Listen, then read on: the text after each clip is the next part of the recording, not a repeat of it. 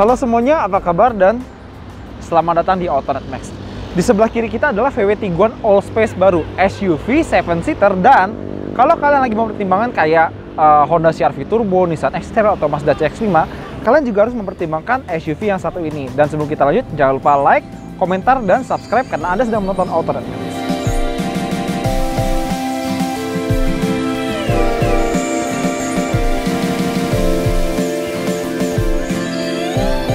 Ya, sebelum kita lanjut, karena kita udah bikin first impression-nya yang bisa kalian lihat di sebelah situ, kita nggak akan bahas terlalu panjang soal eksterior, interior, dan fitur. Paling beberapa hal yang penting aja. Pertama, kalau kalian lihat mobil ini, dia tuh penampilannya ganteng ya, tapi dia minimalis dan bersahaja. Nggak lebay, nggak neko-neko, nggak kayak pengen show off.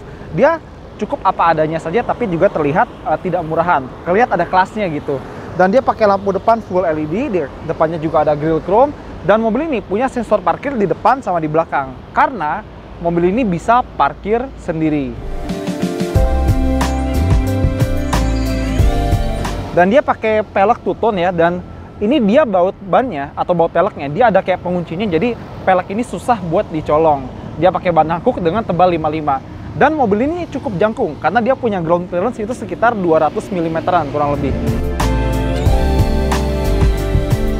Terus di bagian sampingnya, gue suka spionnya itu dicat warna silver. Jadi meskipun bodinya pakai warna biru kayak gini, spion warna silver itu kesannya nggak norak sama sekali.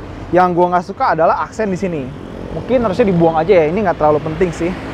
Dan si Tiguan ini, dia punya smart entry di kedua pintu depan. Pintu driver sama pintu penumpang depan. Jadi kita tinggal grab, nah dia langsung ngebuka. Tapi kalau kita sentuh di sini, dia langsung kunci. Cuma di pintu depan ya, di pintu belakang nggak ada. Dan karena ini Tiguan All Space, dia punya bangku baris ketiga. Ini nih kesukaan orang Indonesia, SUV, cakep, keren, 7-seater, jadi muat se-RT. Dan sekarang kita sampai ke bagian belakangnya.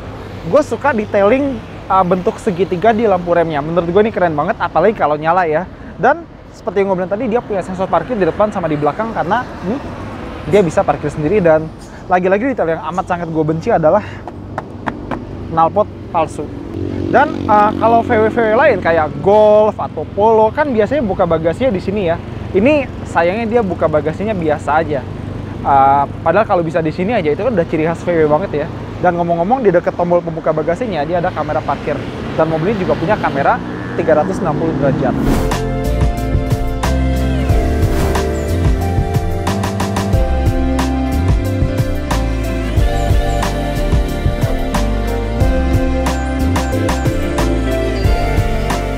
Nah, sekarang kita bahas interiornya sambil nyetir aja ya. Dan karena ini kan gimana pun juga SUV keluarga, kita bahas bangku baris ketiganya dulu. Bangku baris ketiganya itu dia sangat sempit buat orang dewasa. Kayaknya lebih cocok buat anak kecil.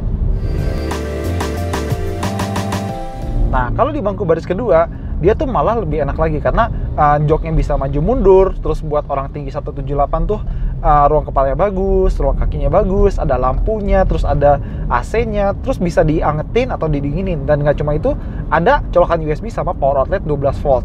Duduk di tengahnya juga masih enak, ada armrest, ada cup holder, dan yang paling penting ada mejanya. Terus di langit-langit juga ada kantongnya. Jadi lumayan praktis buat di baris kedua. Nah, oke, tadi itu baris belakangnya udah, sekarang baris depannya.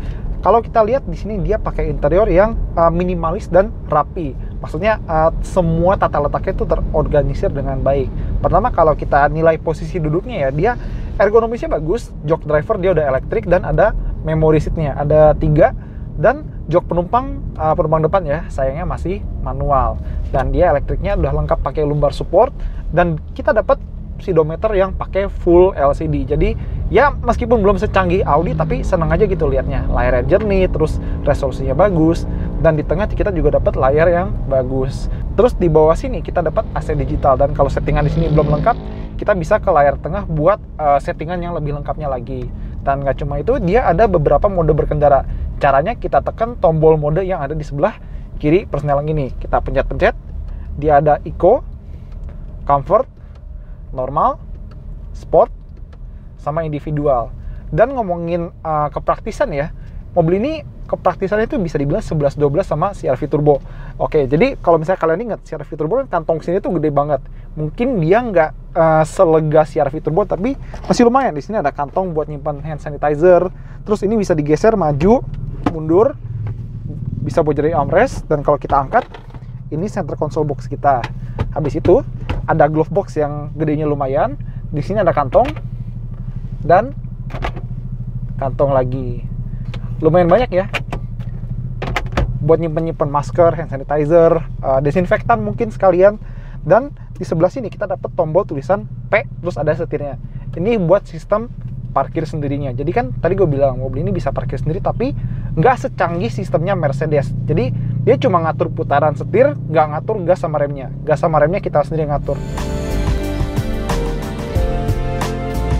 Nah, tadi udah cukup penjelasan interiornya sedikit-sedikit. Sekarang saatnya kita nyetir mobil ini. Sekarang kita coba di mode Eco atau Comfort dulu kali ya. Eco aja deh. Biasanya kalau dalam kota Eco tuh paling enak, paling irit soalnya.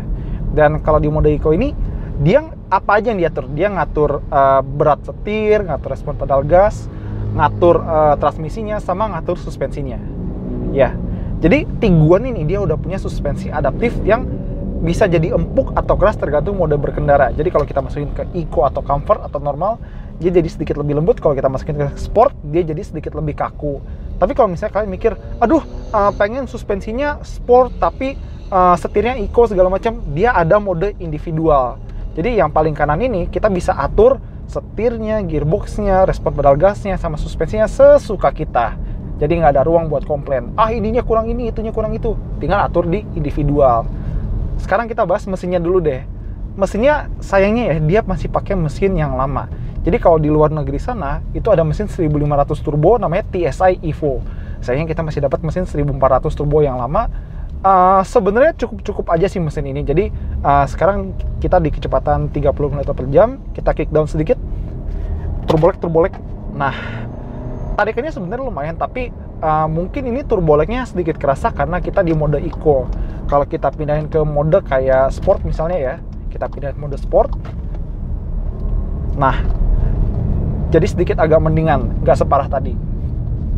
Nah, terus kalau misalnya kalian bawa mobil ini pelan-pelan gitu ya, kayak misalnya lagi padat merayap, lagi ngantri di tol gitu, kalian bakal ngerasain kalau transmisi kopling gandanya ini di kecepatan rendah itu agak sedikit dut-dutan.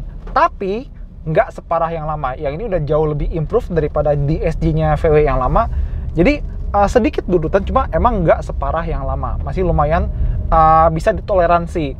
Itu buat di kecepatan rendah ya. Tapi kalau misalnya ketemu jalanan yang kosong kayak kita sekarang, ini relatif nggak ada masalah. Ganti giginya halus dan perpindahannya juga cepet. Nah terus kalau bisa dibilang selling point-nya Tiguan dibanding kayak crossover atau SUV lain yang sepantarannya itu adalah bantingan suspensinya. Di depan ada polisi tidur, kita coba. Sebenarnya mau kalian ketemu polisi tidur yang gede atau yang kecil, bakal kerasa kalau bantingan suspensi mobil ini itu cenderung kayak halusnya itu pas gitu. Jadi nggak terlalu kasar atau keras, jadi nggak gubrak-gubrak, gerasak-gerusuk gitu, tapi juga nggak keempukan sampai dia tuh doyong-doyong. Di segala kondisi, dia tuh bisa dibilang salah satu yang bantingannya paling enak di kelasnya. Ride quality-nya bisa dibilang nemu lah balance-nya, titik tengah di antara kenyamanan dan handling.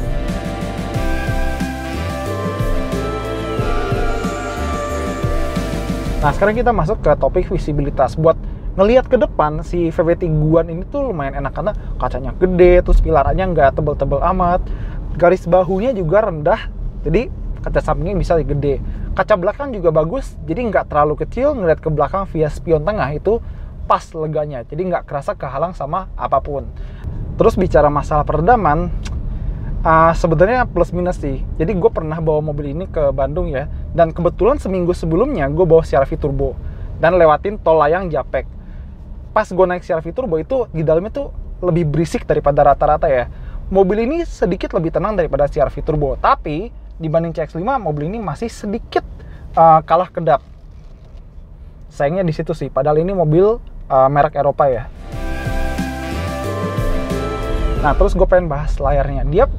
Dia tuh punya sejenis proximity sensor. Jadi, misal lagi nggak ada kayak tangan atau jari di dekat layarnya, dia tampilannya dibikin minimalis seperti itu. Tapi begitu jari kita mulai mendekat, dia bakal mulai nampilin icon-icon buat perintah-perintahnya. Tuh lihat, langsung munculkan tulisan sama tombolnya. Tapi begitu kita menjauh, dia pelan-pelan jadi minimalis lagi. Dan ngomong-ngomong soal konsumsi bensin, kan mobil ini dia harus pakai bensin yang oktan tinggi ya. Tadi gue dari Jakarta ke Bintaro lewatin tol, gue dapat sekitar 11 km per liter. Kalau buat dalam kota dapat 8 atau 9-an. Dan kalau menurut STNK mobil ini, pajaknya sekitar 9 jutaan. Terus salah satu lagi hal yang ngedukung driving experience-nya adalah feeling dari gas, rem, sama setirnya. Tadi kan setir gue udah bilang ya, dia agak ringan, lumayan direct. Terus remnya dia tuh bener-bener bisa kita takar. Jadi kita injek dikit kayak gini, dia ngerem dikit.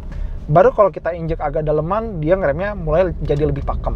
Dan juga pedal gasnya, responnya tergantung mode berkendara ya, seperti gue bilang tadi.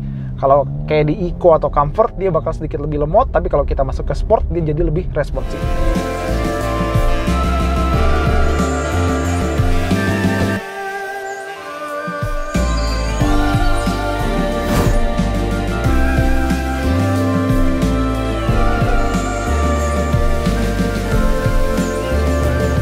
Iya, jadi setelah kita cobain mobil ini seharian, perlu diingat mobil ini harganya 625 juta on the road Jakarta. Kedengerannya agak tinggi, tapi kalau diingat-ingat apa yang kita dapat dengan mobil ini, sebenarnya lumayan value juga. Karena crossover ini atau SUV ini adalah salah satu mobil yang paling enak setirnya. Bantingannya halus, peredamannya bagus, kabinnya kerasa kedap, tarikannya lumayan oke buat perkotaan, meskipun ya mungkin angkat tenaga bukan yang paling tinggi di kelasnya, tapi buat mau situation, mau dalam kota, mau luar kota, nyetir si Tiggo ini adalah salah satu yang paling enak nyetirnya di kelasnya. Ya meskipun ada juga sih beberapa kekurangan, kayak misalnya dia nggak ada sunroof, gearbox kopling gandanya agak sedikit dut-dutan kalau di kecepatan terendah, dan tuas ini agak sedikit ringkih ya. Tapi semua kekurangan itu minor kalau dibandingkan dengan segala kelebihan dan kepraktisan yang ditawarkan sama Tiggo ini. Dan kalau kalian pakai mobil ini, kalian nggak bakal dapat kesan arogan. Oke, semuanya itu aja dari Outright Max. Makasih banget udah nonton, dan jangan lupa like videonya, jangan lupa komentar, dan jangan lupa subscribe. Saya Hilarius Satrio, pamit undur diri, hati-hati di rumah. Dadah. 3D kedua pintu depan, jadi nggak cuma pintu driver.